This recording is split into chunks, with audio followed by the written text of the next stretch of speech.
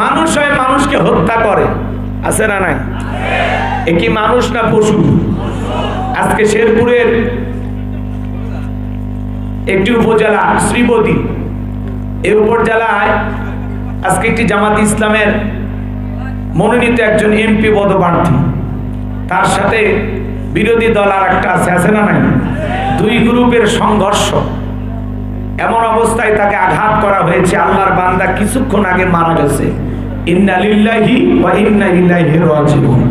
তাহলে চিন্তা করেন, নির্বাচনের আগেই দেশে যে অস্থিরতা আমরা দেখতে পাচ্ছি, সিএর নিয়ে মারামারি, দেশীয় অস্ত্র নিয়ে মারামারি করতে করতে শেরপুর জেলা শ্রীবতী উপজেলা এই থানার যিনি জামাত মনোনীত এমপি পদপ্রার্থী, তিনি আশঙ্কাজনক অবস্থায় হাসপাতালে ভর্তি। কিছুক্ষণ আগে তিনি মারা গেছেন। আল্লাহর কাছে দোয়া করি আল্লাহ যেন তার গোলামকে মাফ করে দেন, তাকে শহীদ হিসেবে কবুল করেন। জোরে বলেন আমিন। কিন্তু যারা হত্যা করলেন, যেই দলেরই হন আপনারা, জাতি আপনাদেরকে চিনে রাখবে। কথা বলেন ঠিক কিনা? এত বাড়াবাড়ি ঠিক না, কথা বলেন না কেন? যত বাড়বেন তত মরবেন। এই পৃথিবীর জমিনে কেউ কাউকে হত্যা করে শান্তিতে থাকতে পারে? জোরে বলেন পারে? ওই যে কথায় আছে, কার জন্য গর্ত করে নিজের গর্ত নিজেই করে। আপনি কাউকে হত্যা করে, তার স্ত্রীকে বিধবা করে, তার সন্তানকে এতিম করে আপনি মনে করেন আপনি ভালো থাকবেন? একদিন আল্লাহ আপনার স্ত্রীকে বিধবা বানাবে, আপনার সন্তানকে এতিম বানাবে, আপনার জীবনের উপর নিয়ে এইরকম হবে। কথা বলেন ঠিক না? এজন্য আসুন আমরা মানুষ হওয়ার চেষ্টা করি। তাহলে মানুষ হয়ে যারা মানুষকে পিটিয়ে হত্যা করে, আঘাত করে বিদায় করে দেয়, এরা মানুষ না, এরা পশু। কথা বলেন ঠিক? যারা মানুষ হয়ে ধর্ষণ করে, এরা কি? পশু। তার মানে মনে রাখবেন, মানুষের পেট থেকে জন্ম নিলে এটা মানুষের বাচ্চা হয় না, ওকে মানুষের মতো মানুষ হিসেবে গড়ে তোলা লাগে। এই জন্য আল্লাহ বলেন উলাইকা কাল আনআম বাল হুম আদল। কিছু কিছু মানুষ আছে যারা চতুষ্পা জন্তু জানোয়ারের চাইতেও নিকৃষ্ট। কথা বলেন ঠিক কিনা? যারা শরীফ ওসমান হাদি ভাইকে হত্যা করে বিদায় করে দিয়েছে, কি মনে করেন যারা হত্যা করছে ওরা জিতে গেছে? যারে মারছে আমার ভাই হাদি জিতে গেছে, কিন্তু যে মারছে তার কপাল পুড়ছে। কথা বলে ঠিক না? ওরা একদিন এইভাবে বিদায় নেবে। কাউকে হত্যা করে, কাউকে পৃথিবী থেকে সরিয়ে দিয়ে আপনি শান্তিতে থাকতে পারবেন না। কেউ একজন আপনাকে সরিয়ে দেওয়ার জন্য আল্লাহ রেডি করে রাখবে। সেই দিন টের পাইবেন যেইভাবে মানুষকে জোর করে হত্যা করার মধ্যে কতটুকু কল্যাণ পেয়েছিলেন, কতটুকু ভালো লাগা কাজ করেছিল। আল্লাহ যেন ওই সমস্ত মানবরূপী পশুদেরকে হেদায়েত দান করেন। আরেকটু জোরে কোন আমিন। তাহলে আপনি কি আদর্শ মানুষ হতে চান? সন্তানকে আদর্শ সন্তান হিসেবে গড়ে তুলতে চান? তাহলে আজকের আলোচনাটা আপনাদেরকে মন দিয়ে শোনা লাগবে, তাহলে সমাজের মানুষগুলো মানুষ হবে ইনশাআল্লাহ। সূরার নাম লোকমান। লোকমানে হাকিম কোন নবী ছিলেন না, রাসূলও ছিলেন না, ছিলেন একজন জ্ঞানী ব্যক্তি। আল্লাহু আকবার কোন।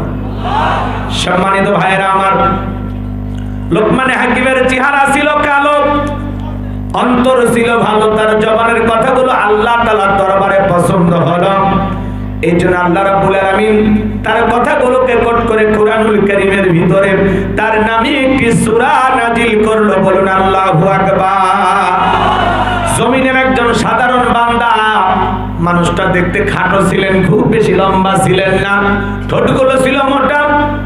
সেই মানুষটার জবানের কথাগুলো আল্লাহ তাআলার কাছে এতটাই পছন্দ হলো যে লোকমানে হাকিমকে আল্লাহ রাব্বুল আলামিন স্মরণীয় করে রেখে দিলেন। বলুন আল্লাহু আকবার। এই লোকমানে হাকিম ছিল একজন রাখাল কৃতদাস, মানুষের বাড়িতে ছাগল চরানোর কাজ করত। এর ফাঁকে মাঠে ময়দানে দাঁড়িয়ে আলোচনা শুরু করতেন, ওয়াজ করা শুরু করতেন। তার বয়ান শোনার জন্য হাজার হাজার মানুষ চতুর্দিক দিয়ে জমা হইতো। বলুন আল্লাহু আকবার। সেই লোকমানে হাকিমের কথা আজকে আমরা আলোচনা করব। জবান ছেড়ে সবাই একটু মহব্বতে আমার সঙ্গে তেলাওয়াত করুন। আউযু বিল্লাহি মিনাশ শাইতানির রাজিম। বিসমিল্লাহির রাহমানির রাহিম। মোরতাদ শয়তানের কাছ থেকে আল্লাহ পাকের কাছে আশ্রয় প্রার্থনা চাচ্ছি। পরম করুণাময় দয়ালু আল্লাহ তাআলার নামে শুরু করছি। ওয়ালাকাদ আতাইনা লুকমানাল হিকমাতা আনিশকুর লিল্লাহ ওয়া মান ইয়াশকুর ফাইন্নামা ইয়াশকুরু লিনাফসিহি ওয়া মান কাফারা ফাইন্নাল্লাহা গনিয়্যুন হামিদ।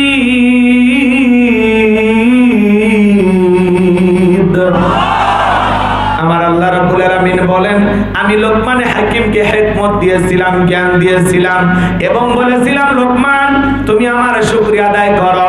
লোকমান হাকিম শুকরিয়া আদায় করেছিলেন কার? এতে লোকমান হাকিমের সম্মান মর্যাদা কমেছে না বেড়েছে? শুকরিয়া আদায় করার কারণে আল্লাহ তাআলা তাকে স্মরণীয় করে রেখে দিলেন। এজন্য বাজান গো আমার আল্লাহ বলেন, যারা শুকরিয়া আদায় করে সে তার নিজের জন্য আদায় করে, আর যারা শুকরিয়া আদায় করে না তাদের জেনে রাখা উচিত আমি আল্লাহ অমুখাপেক্ষী, আমি আল্লাহ নিজেই প্রশংসিত। বলুন সুবহানাল্লাহ। আপনি ডাকলেও আমার আল্লাহ আল্লাহ, আপনি না ডাকলেও আমার আল্লাহ আল্লাহ। তামাম পৃথিবীর মানুষগুলো যদি একত্রিত হয় আল্লাহকে আল্লাহ বলে ডাক দেয়, আমার আল্লাহর সম্মান মর্যাদা বাড়ে না। আবার তামাম পৃথিবীর মানুষ যদি একত্রিত হয় আল্লাহকে আল্লাহ বলে না ডাক দেয়, আমার আল্লাহর সম্মান মর্যাদা কমে না। আপনি ডাকলেও আমার আল্লাহ আল্লাহ, না ডাকলেও আমার আল্লাহ আল্লাহ। 5 বছর পরে ভোট দিয়ে নির্বাচন করে আল্লাহ হয় না, কথা বলেন ঠিক কিনা? তাহলে শুকরিয়া আদায় করলে কার লাভ? আবার কয় আল্লাহ বান্দা। শুকরিয়া আদায় করলে কার লাভ? বান্দার লাভ। আর না শুকরিয়া আদায় করলে কার লস? বান্দার লস। লাভ ক্ষতি যা বান্দা। শুকরিয়া আদায় করলে বান্দার লাভ, শুকরিয়া আদায় না করলে বান্দার লস। শুকরিয়া আদায় করলে আল্লাহর প্রিয় হবে, শুকরিয়া আদায় করবেন অকৃতজ্ঞ হবেন, কথা কয় না? ইন্নাল ইনসানা লিরাব্বিহি লাকানুদ। আল্লাহ বলেন মানুষ বড় অকৃতজ্ঞ। ডাইরেক্ট বাংলা ভাষায় যাকে বলা হয় নিমক হারাম, কথা কয় না? আপনার এক বন্ধুর সাথে খুবই বন্ধুত্ব, গভীর বন্ধুত্ব।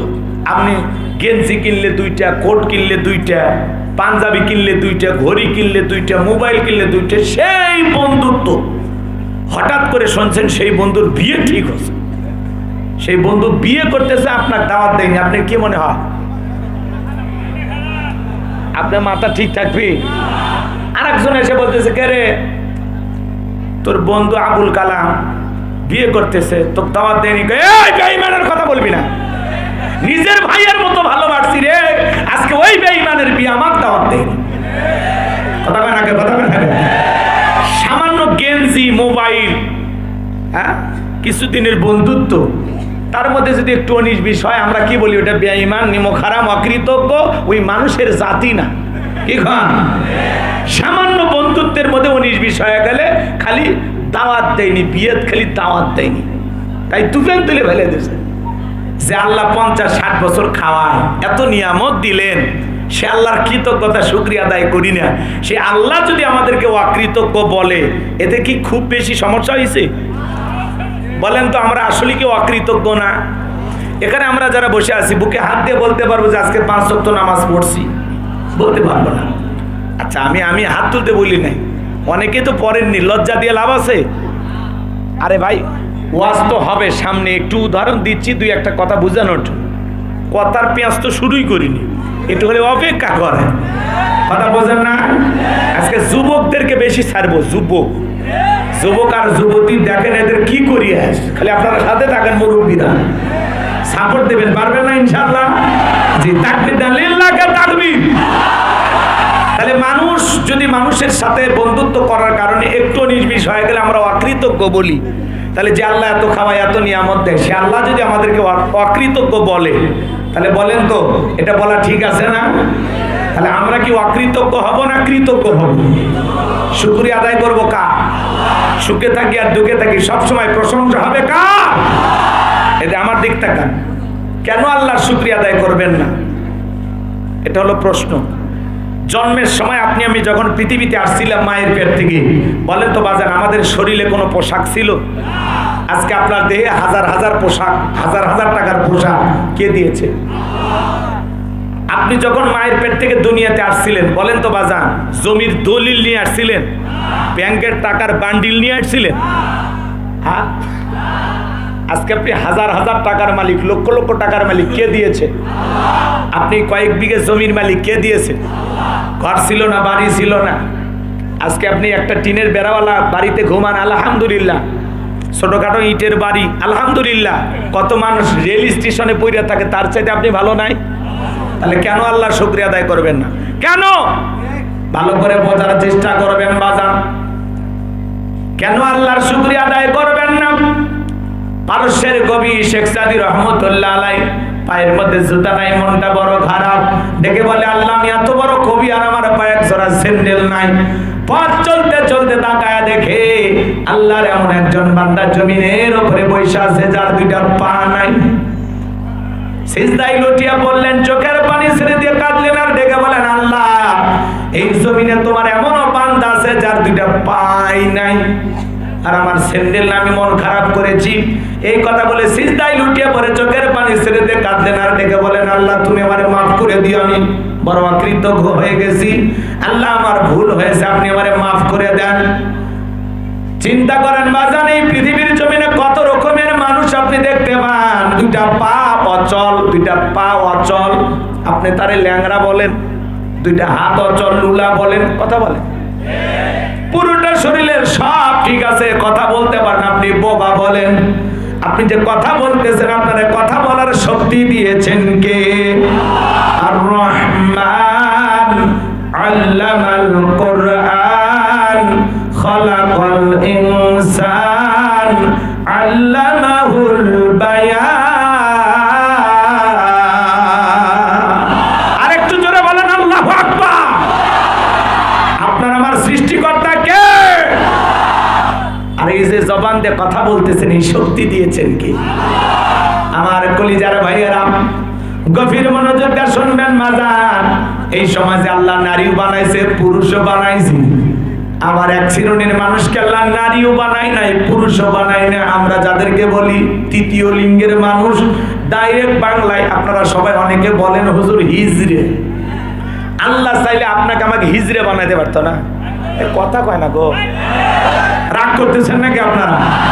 আল্লাহ হিজড়া না বানাইয়া, নারী না বানায় পুরুষ বানাইছে, এতে খুশি হননি? মাঝে মাঝে অনেক মহিলা রাগ করে কয় আমি যদি পুরুষ হইতাম তোরে দেখাইতাম। আবার আমরা অনেকে রাগ করে বলি যে পুরুষ না হয় নারী হলে তোরে দেখাইতাম সংসার কেমনে করা লাগে। কি বলেন, এরকম প্রতিযোগিতা আছে না? নারীর ইচ্ছা হয় পুরুষ হওয়া আর পুরুষের ইচ্ছা হয় নারী হওয়া, যে খালি 3 বেলা রান্না করতাম আর সারাদিন বসে খালি সিরিয়াল দেখতাম। কি সুখ! হ্যাঁ, পোলাপান দেখতে কি খুশি আছে, তারা করছে হুজুর ঠিকই বলছে। তোমরা কি মহিলা হওয়ার লক্ষণ নাকি? এত